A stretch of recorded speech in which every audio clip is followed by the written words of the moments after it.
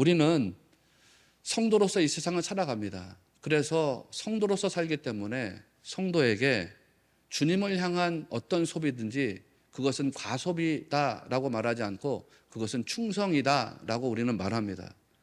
과한 것이 지출됐다 하더라도 성도는 그것을 주님을 향해서 과한 소비를 했어라고 말하지 않고 주님을 위해서 충성했어라고 우리가 표현합니다.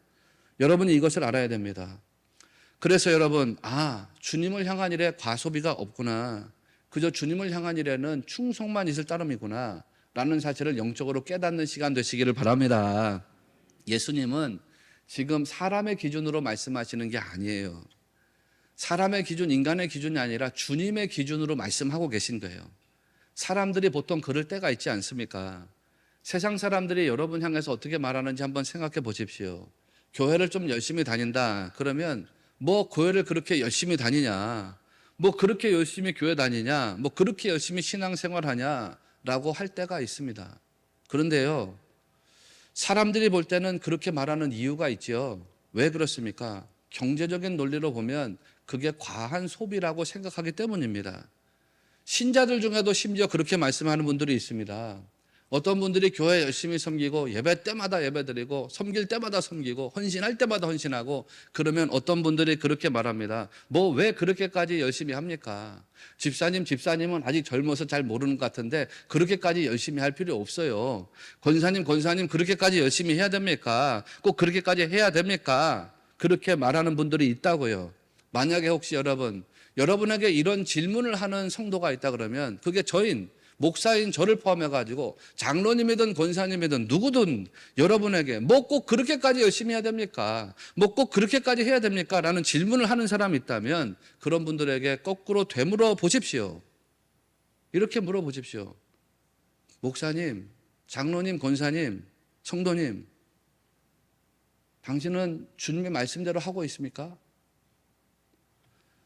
마음을 다하고 목숨을 다하고 뜻을 다해서 주 너의 하나님을 사랑하고 계십니까? 이렇게 물어보십시오.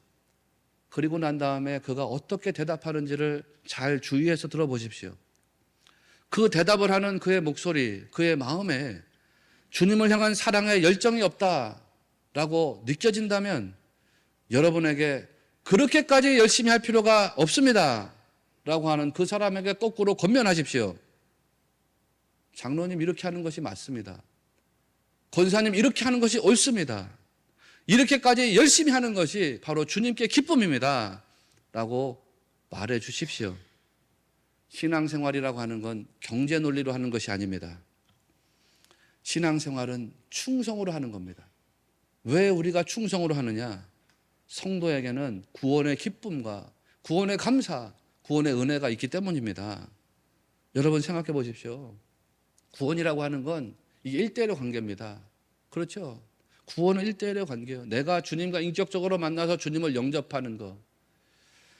주님과 여러분이 인격적으로 만나서 주님을 영접해야 그게 구원 아닙니까? 내가 받은 구원을 다른 사람에게 나눠줄 수 없어요. 그렇죠? 내가 받은 구원의 복음을 다른 사람에게 전해줄 수 있어요. 그 구원의 복음을 그 사람이 개인적으로 영접해서 구원받은 자가 될 수는 있어요. 그러나 내가 구원받은 것을 저 사람에게 줄 수는 없다고요. 내가 구원받아서 천국행 티켓이 하나 있는데 이거를 둘로 쪼개가지고 너 같이 나하고 천국 가자 이럴 수는 없는 거예요. 내가 받은 티켓은 내 거고 저 사람이 받을 티켓은 저 사람이 받아야 되는 거예요. 오늘 말씀도 여러분 잘 보십시오. 5명의 미련한 처녀가 슬기로운 처녀들에게 기름을 좀 나눠달라고 했습니다. 이때 슬기로운 처녀들의 대답이 뭡니까? 9절을 보십시오.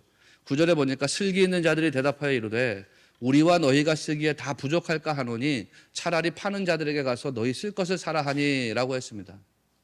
여러분, 이 말씀을 읽을 때 제가 여러분에게 간증했던 적이 있습니다. 나는 어릴 때 이 말씀에 부딪혀가지고 뭐 이런 사람들이 다 있을까? 이런 사람들만 있다 그러면은 어떻게 기독교 복음이 전파될 수 있을까라고 철없는 생각을 했던 때가 있습니다. 여러분도 혹시 그런 생각 해보신 경험 있지 않습니까? 이 슬기롭다고 불려진 5명의 처녀가 기름 좀 나눠줬으면 이 얘기가 좀 더 아름답게 풀리지 않았겠습니까? 야, 우리 좀 기름 좀 줘라. 그럴 때 알았어. 우리 기름 좀 나눠줄게. 가지고 있어. 아니면요, 이럴 수도 있어요. 여러분이 정말 인간적인 보편적 사고를 가지고 기독교 복음을 대한다 그러면 인간의 보편적 생각은 어떤 식으로 나가냐면 슬기로운 5명 처녀 중에 어떤 한두 명의 희생자가 나오기를 기대한다고요. 야, 나는 들어가지, 내 기름을 나눠줄 수는 없어. 왜냐하면 우리 기름 이거 언제 꺼질지 모르니까. 그런데 있잖아, 내가 안 들어갈 테니 너 대신 들어가라. 그래서 슬기로운 5명 중에서 한두 사람이 미련한 5명을 위해서 희생하는 거 아닙니까? 나는 안 들어갈 테니까 너라도 들어가라라고 하는 거, 이런 얼마나 드라마틱하고 멋있는 이야기인가요? 또 여러 가지 방법들이 있잖아요. 야, 우리가 보니까 너네 이대로 가다가는 나중에 신랑이 왔을 때 등불 꺼질 것 같아. 너네 등불 지금 다 꺼놔. 우리 기름 넉넉하니까 우리 5명이 불 켜고 있을게. 너네는 불 꺼놓고 이따가 신랑이 왔다 그러면 그때부터 불 켜라. 이렇게 할 수도 있잖아요. 아니면 야, 우리가 너네들 5명 다 구제하기는 힘든데 우리 거 조금씩 나눠가지고 n분의 1로 그래서 한 명분은 더 살려줄 테니까 4명은 어쩔 수 없어. 그중에 하나라도 살아라. 이런 식으로도 할 수 있잖아요. 다양한 방법들 있잖아요. 여러분, 뭐 여러분의 경우의 수는 더 많을 거 아닙니까? 심각한 비약이긴 하지만 이런 정도의 이야기들이 있을 수 있단 말이에요. 아마 모두는 아니어도 한두 사람쯤은 더 구제할 수 있지 않았을까요? 그런데 이 슬기롭다고 불려진 처녀들의 모습을 보니까 자기만 살겠다고 하는 정말 이기적인 모습이 그대로 드러나고 있지 않습니까? 야, 기독교 신자들이 저렇게 자기만 살겠다고 어떻게 이기적일 수 있을까? 만약에 그렇게 생각한다면 그 말이 맞습니다. 여러분이 이 모습도 봐야 됩니다. 그래서 이 모습이 이 세상 사람들이 보편적으로 말하는 이기적이라고 생각하는 이 모습이 구원의 경륜이라는 사실을 우리가 깨달아야 됩니다. 예수님은 지금 종교적 윤리를 말씀하려는 게 아니죠. 기독교인들은 이타적 사랑을 가져야 된다. 이 논리를 말씀하려는 게 아닙니다.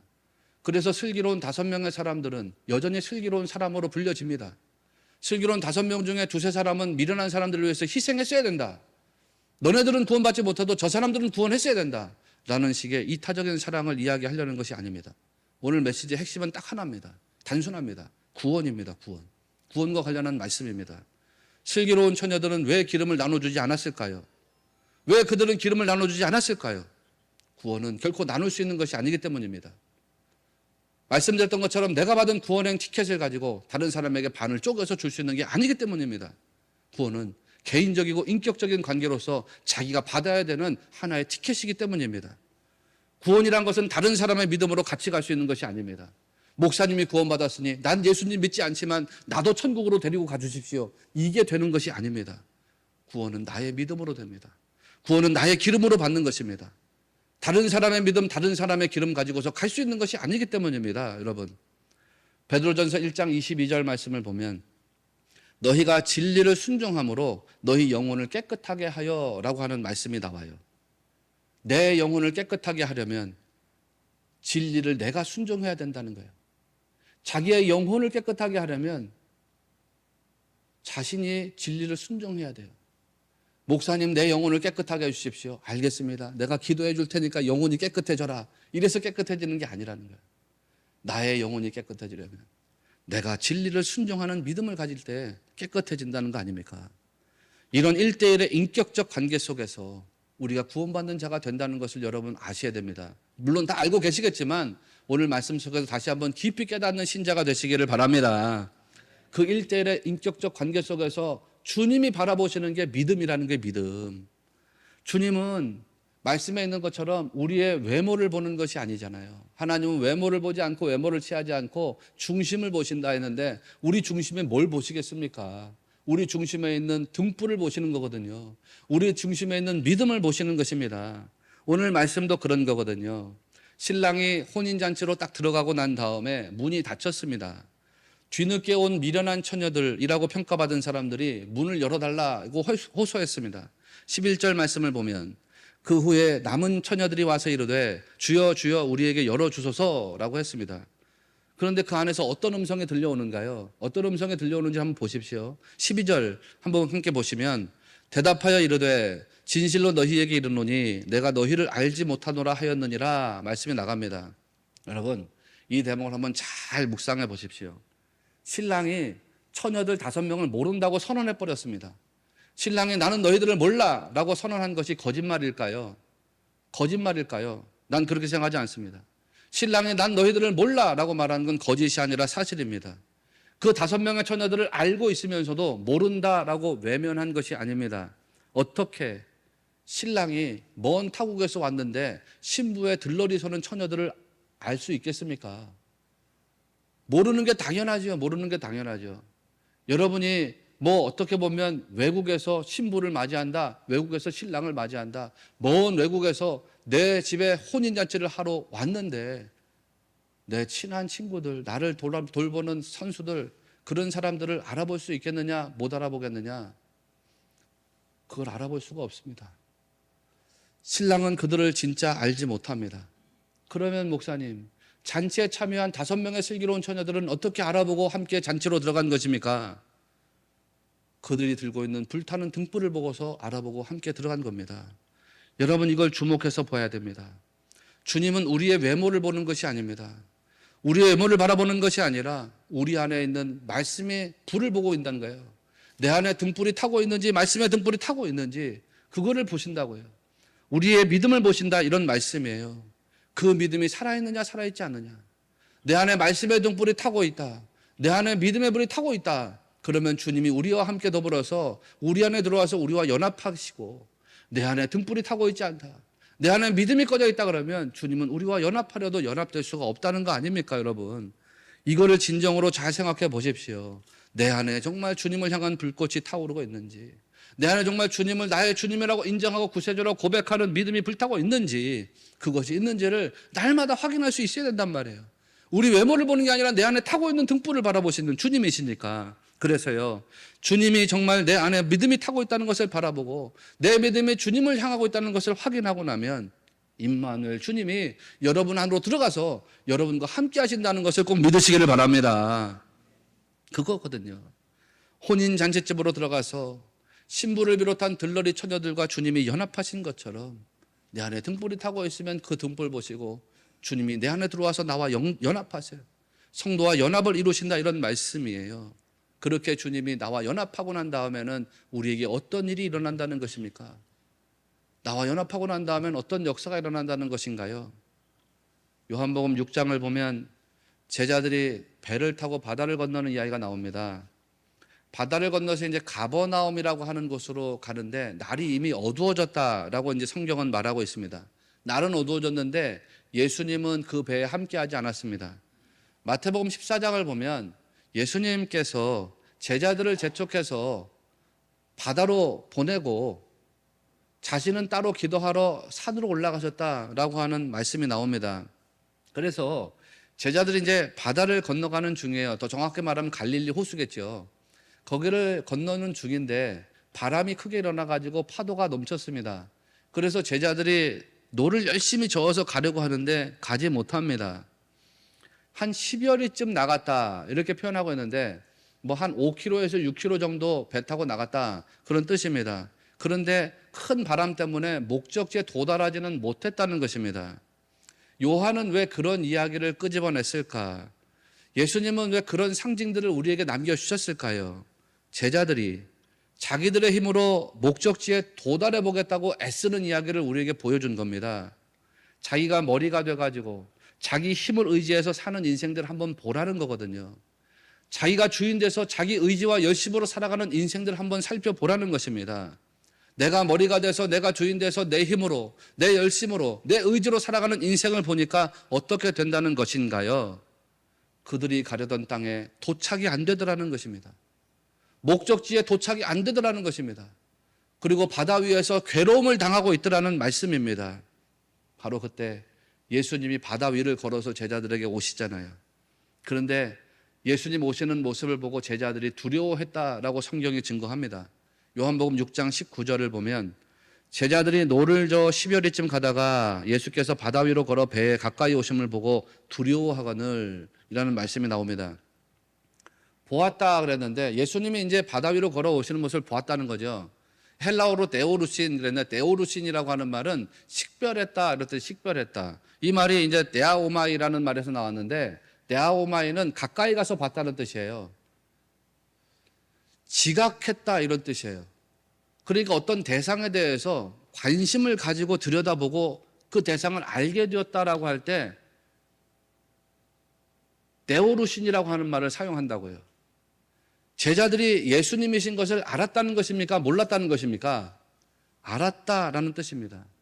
예수님이 바다 위로 걸어오는데 그 예수님이 신 것을 이 제자들이 식별을 했다는 것입니다. 그냥 어떤 어두컴컴한 그림자가 자기들에게 다가오는 것이 아니라 우리에게로 걸어오시는, 무리를 걸어오시는 분이 바로 우리가 섬기고 모시는 예수님이로구나 라는 사실을 보았다는 것입니다. 알았다는 겁니다. 그런데도 그들은 두려워했다라고 성경은 말하고 있습니다.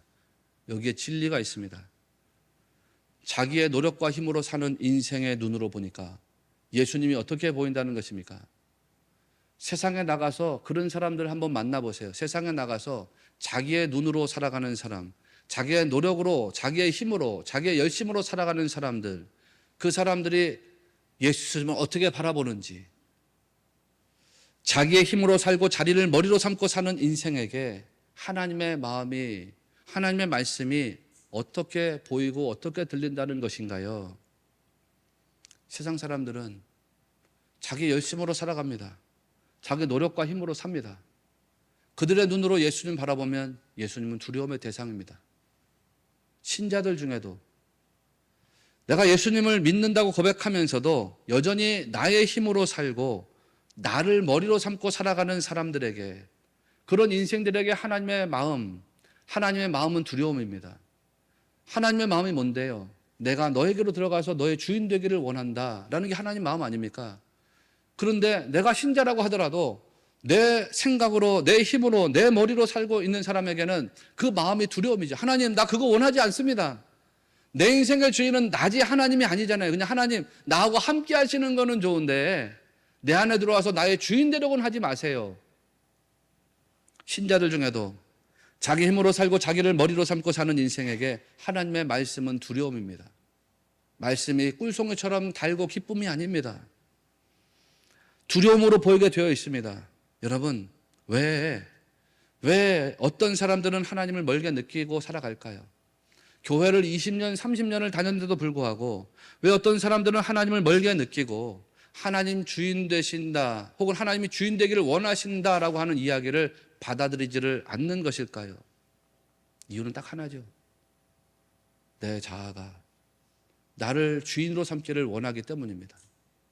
내 자아가 살아서 내가 주인인 것을 기뻐하기 때문입니다. 내 힘으로 살아가고 내가 머리가 되어서 나를 위해서 살아가는 인생이고 싶기 때문입니다. 그래서 나는 하나님을 섬깁니다라고 말하지만 여전히 자기 힘으로 자기를 머리로 삼고 사는 인생은 하나님 주인 되는 걸 원하지 않아요. 하나님, 나도 얼마든지 할 수 있어요. 나도 내 힘으로 이 바다를 건너갈 수 있습니다.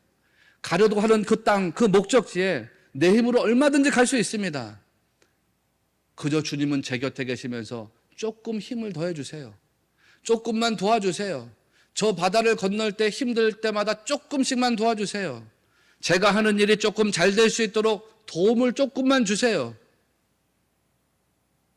내 인생은 그냥 내가 주인으로 살 테니 내버려 두시고 나와 함께 하시면서 나에게 도움이 되는 존재로서만 역할해 주세요. 이런 식입니다. 이런 분들에게 예수님이 담고 있는 하나님의 말씀은 두려운 것입니다. 하나님이 주인 되고 머리가 되기를 원하신다는 마음은 두렵고 심지어는 귀찮기까지 한 말씀이 됩니다. 여러분 어떠신가요? 그때 주님이 제자들에게 말씀하시기를 내니 두려워하지 마라, 이 말씀을 합니다.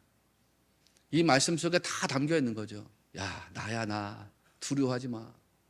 내가 너네들 안에 들어가서 주인 돼가지고 너 괴롭히겠냐? 내가 너의 주인 돼가지고 너 피곤하게 하겠냐? 내가 주인 돼가지고 너 인생 망하는 길로 가게 하겠냐?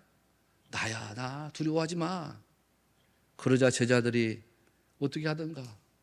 요한복음 6장 21절을 보니까 이에 기뻐서 배로 영접하니 배는 곧 그들이 가려던 땅에 이르렀더라. 제자들이 그 주님 말씀 한마디에 딱 깨달은 겁니다. 믿음의 눈이 확 열린 거예요. 이거를 조계종에서는 뭐 각이라고 하는지 모르겠지만 말씀 한마디가 딱 나갔는데 그 말씀에 영안이 확 열린 겁니다. 그렇지. 주님이 내 인생의 주인 되시는 게 내게 참 기쁨이고 행복인데 내가 그걸 왜 두려워하고 있지? 제자들이 그 깨닫고 나니까 기쁨이 들어가지고 주님을 배로 영접했다는 거 아닙니까? 주님을 영접한 상태, 주님과 연합한 상태가 된 겁니다. 그러니까 어떻게 되던가요? 두려움이라고 하는 게 사라지고 기쁨으로 충만하게 되더라는 거 아닙니까? 여러분, 이 진리를 분명히 하십시오. 여러분이 인생을 살아가는데 신앙생활 하고 있다고 방심하지 마십시오. 신앙생활 한다고 하더라도요, 내 힘으로 살겠다고 할 때는 주님이 두려움의 대상입니다. 무감각합니다. 주님 경험할 수가 없기 때문에 더 두렵습니다. 그러나 반면에 주님을 여러분의 주님으로, 여러분 인생의 참된 주인으로 영접하는 그 순간에 모든 두려움이 다 사라지고 기쁨으로 바꾸시는 역사를 여러분이 경험하게 될 줄로 믿습니다. 그거예요. 내 인생에서 주님이 주인 될 때 진짜 기쁨 들어온다는 거거든요. 네, 아멘이시죠? 그래서 이 세상에서 맛볼 수 있는 어떤 기쁨이나 보람과는 차원이 다른 절대적인 기쁨과 보람을 우리에게 허락하신다는 거 아닙니까? 그 기쁨 뒤에 뭐가 따라 붙는가요? 그 기쁨 뒤에 주님 영접하고 주님 연합되고 그 안에서 기쁨을 누리니까요. 어떻게 됩니까? 요한복음 6장 21절의 결론이 어떻게 나냐면 배는 곧 그들이 가려던 땅에 이르렀더라. 이렇게 끝납니다. 내 힘으로 살려고 할 때는 10여리쯤 가다가 실패하는 인생이었습니다. 목적지에 도착하지도 못한 상태에서 괴로움입니다. 여러분이 뭘 얻어도 괴로움입니다. 그런데 주님을 영접해 모셨더니, 주님 임재 가운데 살았더니, 주님과 연합된 상태로 살았더니 약속의 땅에 도착하게 되었다라는 거 아닙니까, 여러분? 제자들의 노력으로 그 땅에 도달한 게 아니지요. 예수 그리스도를 기쁨으로 영접해서 주님과 연합을 이루니까 주인 되신 주님께서 그 땅을 우리 붙잡고 이끌어 나가신 거죠. 내 힘과 노력이 아니라 주님의 은혜로서 그렇게 된 것입니다. 5명의 슬기로운 처녀들이 무엇을 누렸을까, 여러분 생각해 보세요. 5명의 슬기로운 처녀들이 바로 그 기쁨을 누렸을 거란 말이에요. 함께 하시는 기쁨. 야, 우리가 드디어 신랑과 함께 하게 되었구나. 그 연합의 기쁨. 그 연합돼 가지고 그들이 혼인잔치로 들어가는, 즉 목적지로 들어가는 그 기쁨, 그거를 누렸단 말이에요. 반면에 5명의 미련한 처녀들은 주님과 연합되지 못한 거예요. 오늘 말씀에서 제가 여러분에게 주려고 하는 최종적 결론은 바로 이것입니다. 연합이냐 연합이 아니냐입니다. 예수님은 그 얘기를 하는 거예요. 주님과 연합을 이루느냐 연합을 이루지 못하느냐거든요. 5명의 슬기로운 처녀가 주님과 연합이 되니까 혼인잔치로 들어가서 기쁨을 누렸을 거 아닙니까? 그런데 5명의 미련한 처녀가 주님과 연합되지 못하니까 문 밖에 버려져서 슬픔과 비극 속에 살게 되더라는 것입니다. 여러분, 주님과 함께하는 거, 이게 진짜 성도의 힘이 된다는 거, 주님과 연합한다는 거, 이게 진짜 성도의 평강이 된다는 거, 주님과 연합한다는 거, 이게 진짜 성도의 기쁨이 된다는 것을 꼭 믿으시기를 축원합니다. 미련한 처녀들이 주님과 연합되지 못하니까요, 어떻게 되었습니까? 슬픔이고 기쁨이잖아요. 주님과 연합되면 비극이잖아요. 주님과 연합되면 기쁨인데 주님과 연합되지 못하니 슬픔이고 비극이에요. 세상에서 뭘 얻었다고 하더라도 그게 비극이에요. 기쁨이 되질 못해요. 한번 생각해 보세요.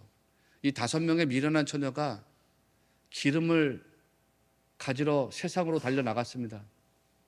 그 세상에서 기름을 얻었는지 못 얻었는지 우리는 확인할 수 없습니다. 왜냐하면 예수님이 이 사람들이 기름을 얻었다 혹은 못 얻었다라고 말하지 않았기 때문이죠. 그런데 다만 우리는 생각해 볼 수 있습니다. 그 5명의 사람들이 세상에 나가서 기름을 얻으려고 얼마나 노력했겠습니까? 한밤중이 아닙니까? 지금 밤중에 기름을 얻으러 나갔는데 기름집을 어디 한 군데만 돌아다녔겠어요? 기름집을 여기도 가보고 저기도 가봤을 거 아닙니까? 이 집 갔더니 문이 닫혔어. 저 집 갔더니 문이 닫혔어. 그런데 우리에게 기름이 있어야 되거든, 기름이. 기름이 있어야지 주님을 영접하고 주님과 함께 할 수 있는데 우리에게 기름이 없으니 기름을 구해야 되겠어. 이 집도 가고 저 집도 가고 저 집도 가고 이 집도 가고 아마 자기가 아는 지인의 집에 쫓아가가지고 문을 두드리면서 나에게 기름을 좀 다오, 기름을 좀 다오 이렇게 요청했을지도 모릅니다. 늦은 밤에 아마 한 10군데쯤 다녔을까요? 20군데쯤 다녔을까요? 얼마나 세상에서 얻기 위해서 발버둥을 쳤을까요? 세상에서 얻기 위해서 발버둥 치고 노력했지만 결국은 자기가 얻고자 하는 것을 얻지 못했다는 거 아닙니까? 기름을 얻었을지는 몰라도 주님과의 연합을 얻지는 못했습니다. 문 밖에서 슬픔과 비극이었다는 거 아닙니까? 사랑하시는 여러분, 그러니 답은 너무 분명하지 않습니까? 답은 너무 분명하지 않습니까? 여러분이 늘 언제나 주님과 연합을 이루어서 살아가는 성도 되시기를 바랍니다. 하나님의 임재 안에서 그 임재를 느끼면서 누리면서 살아가는 성도 되시기를 바랍니다. 그러기 위해서는 딱 하나밖에 없어요. 주님을 의지하는 인생이 되십시오. 주님께 의지해서 매달리고 기도하는 인생이 되십시오. 그러면 여러분을 너무나도 사랑하시는 주님이 역사하셔서 여러분 인생을 반드시 이 세상을 압도하는 인생 되게 하실 줄로 믿습니다. 그런 복된 삶, 신령한 삶이 우리 안에서 다 이루어지게 되시기를 주님의 이름으로 축원합니다.